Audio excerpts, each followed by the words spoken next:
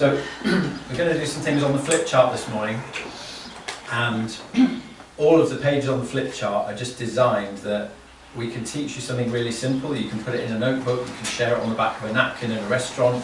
It's designed to help you, but also it's a tool that you can use to help someone else with. So I'm going to put something on the flip chart, and you can just watch it for now, but then in pairs you're going to then share it with the person next to you, and they're going to share it back to you, okay? So that's how that's going to work for this morning. And I'm just going to ask, what is God's heart for your town, or for Morecambe in my case? Because it'd be good to know, wouldn't it? What does God actually think about my town? What is his plan for Morecambe? What is his plan for your town? So we're just going to ask that question first off. And turns out that Morecambe's written about in the Bible. If anybody wants to look up 1 Timothy chapter 2 verse 4, read that out for us, that'd be great.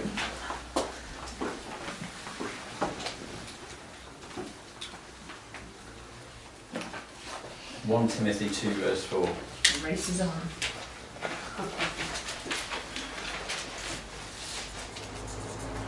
He wishes all men to be saved and increasingly to perceive and recognise and discern and know precisely and correctly the divine truth. The Amplified Version. Yeah, that's right. So, and I think it says, God desires all people to be saved and come to a knowledge of the truth, I think, in some translations. So we can say that this is also God's heart for Morecambe. So God desires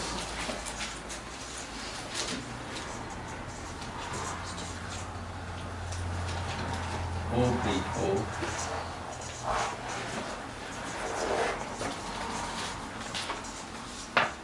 to be saved and come to a knowledge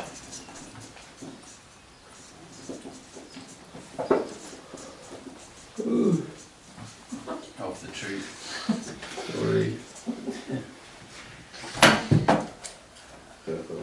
Okay, now as we think about Morecambe, it's good to then put some numbers on that. So does anybody know how many people live in Morecambe? 32,000. Did somebody tell you that, Ross? Perhaps. Yeah, so have a look at Google, see if you can find out what is the number of people who live in Morecambe.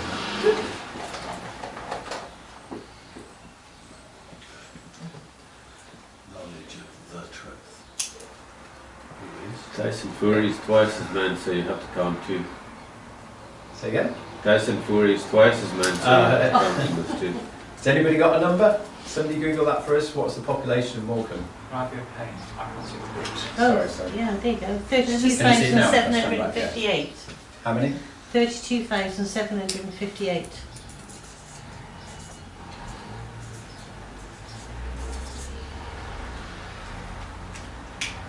How many of those people does God want to be saved? All of All them. of them. But that's quite a scary number, isn't it?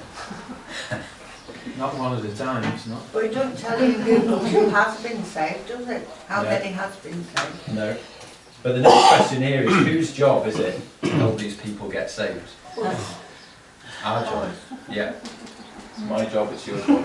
How are we doing? Not Rubbish. very well, Not brilliant. really. Not great. Chipping away, chipping away. Can we do it on our own? No. Okay. So that's the first thing. But you could turn to the person next to you now, and for your town, if you're in Morecambe, you don't have to look up the number. But you just turn to the person next to you and do this exercise for your town now. Google the number of people in your town, and just train it back to them as if they've never heard it before. It's good I'm not living in London. Yeah.